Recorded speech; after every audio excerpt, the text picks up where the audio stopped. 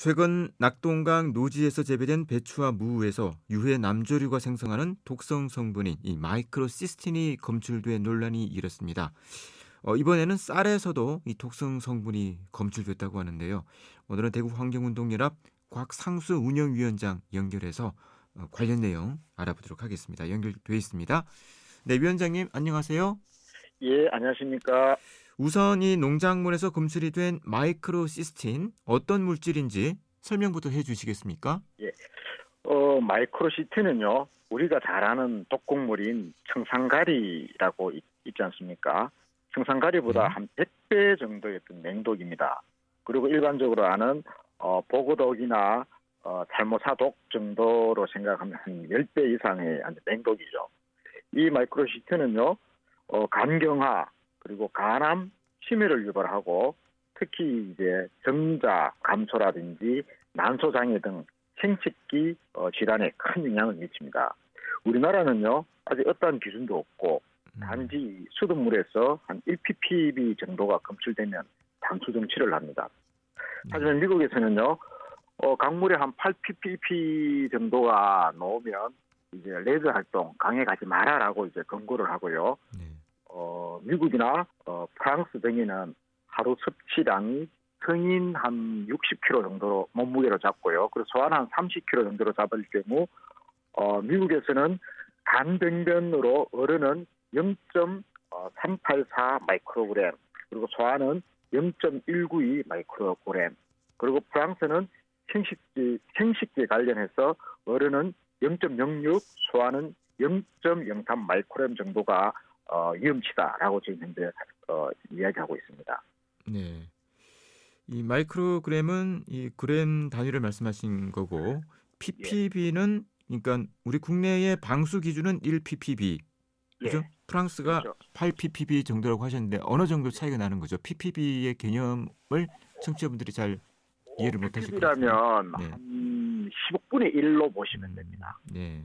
근데 물 1리터에 10억분의 음, 1 마이크로그램이니까요. 우리 지금 네. 물방울 한 방울이 음, 한 0.25 마이크로그램 정도로 네. 보거든요. 네. 알겠습니다. 국내에서 이제 농작물은 기준이 없다는 예, 말씀이군요. 없습니다. 네. 예.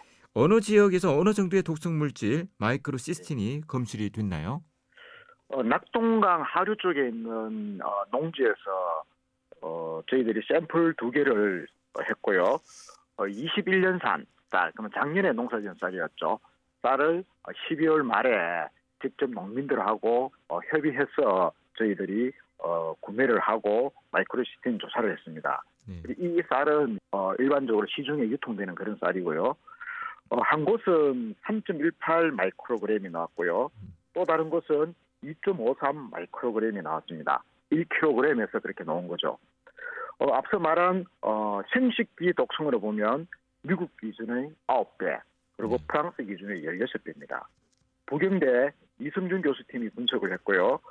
우리나라는 지금 현재 조사 자체를 안 하고 있거든요. 그러니까 네. 당연히 이제 이승준 교수팀은 미국에서 하는 그런 이제 분석 방법을 가지고 했으니까 가장 신뢰성이 있는 분석 방법이라고 할 수 있습니다.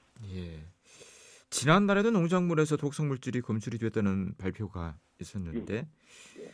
이 정부나 관계 부처에서는 지금 뭐라고 하고 있습니까? 뭐 대책이 있나요? 후속 조치는 아직 없는 것 같고요. 네. 가령 이렇습니다.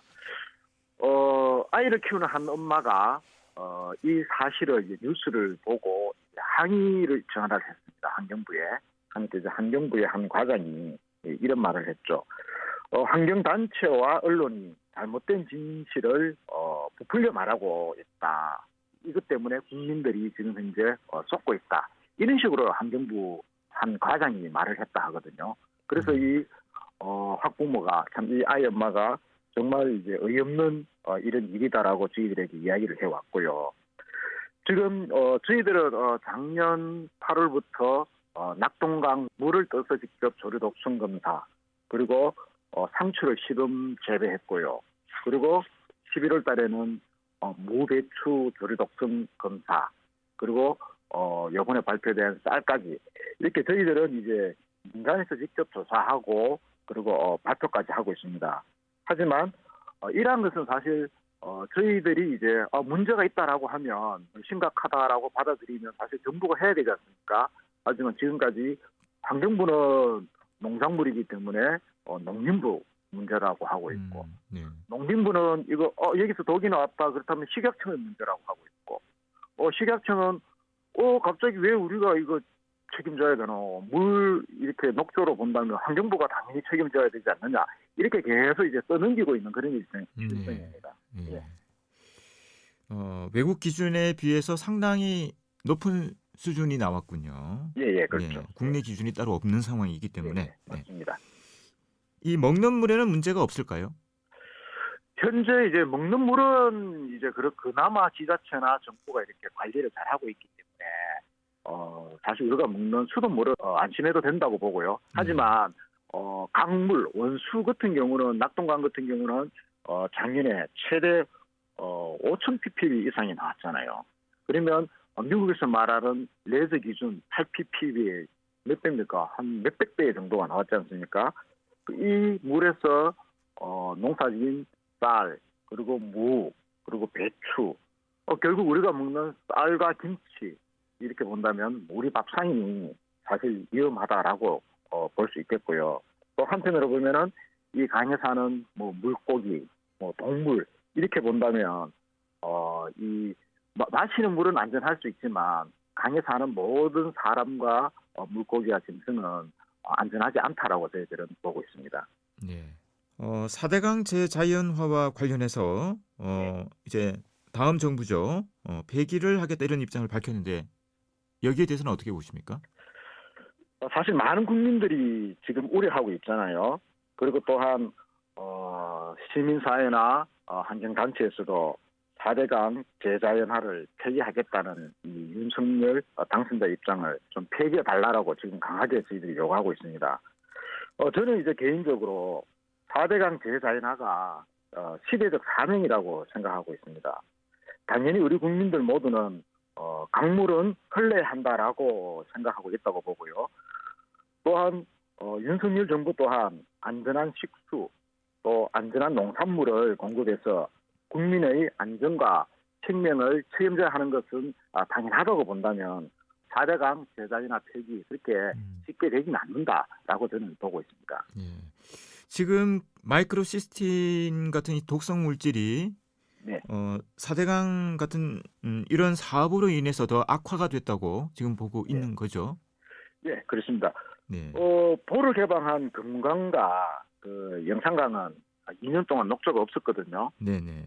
그래서 녹조의 이제 번식 조건을 이렇게 크게 세 가지로 보고 있는데요. 온도, 네. 햇볕, 물 흐름이거든요.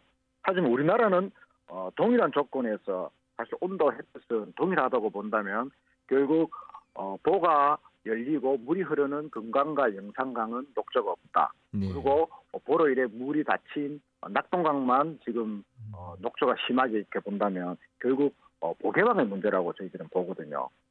네. 한편 이렇게 보면 보개방을 해서 물을 흐르게 하면은 사실 간단하게 해결될 수 있다고 보는데 사실 안 되는 이유가 취양 수장 시설 개보수가 전혀 이루어지지 않고 있습니다. 낙동강 구간으로 본다면 하만보 구간, 즉 경남에 있는 창녕, 의령, 하천 등지는 사실 취양수장 개선을 했거든요. 그래서 네. 하만보가 작년에도 개방될 수 있었지만 대구 경북 구간은 지금 현재 전혀 이제 이루어지지 않기 때문에 사실 걱정입니다. 어떻게 되든 간에 농산물 또는 물에서 엄청난 수치, 뭐 국제적 기준의 뭐 몇백 배 또는 뭐 몇십 배의 마이크로시틴이 검출된 이상은 사실 정부 입장에서는 결국 물을 흐르게 하는 방법 이외에는 마이크로시틴을 잡을 수 없다라고 저는 봅니다. 네. 이 농작물에서 나온 마이크로시스틴이 예, 남조류에서 생성하는 독성 물질이기 때문에 예, 그렇습니다. 말씀을 하신 거죠. 네, 예, 예. 알겠습니다. 자, 청취자들에게 전하실 말씀 간단하게 듣겠습니다. 지금 현재 낙동강에 있는 낙동강과 만나는 지천에는 벌써 이제 녹조가 올라오고 있거든요. 결국 이제 어떻게 해야 하나라고 이제 고민을 한다면 사실 이제 강을 이제 흐르게 하는 방법 이외에는 없지 않을까 이렇게 보고요. 아마 이 부처님도 결국 이제 생명과 함께 살아야 한다라고 말씀하지 않을까라고 저는 생각합니다. 네, 이상입니다. 말씀 잘 들었습니다. 고맙습니다. 예, 감사합니다. 네, 지금까지 대구 환경운동연합 곽상수 운영위원장이었습니다.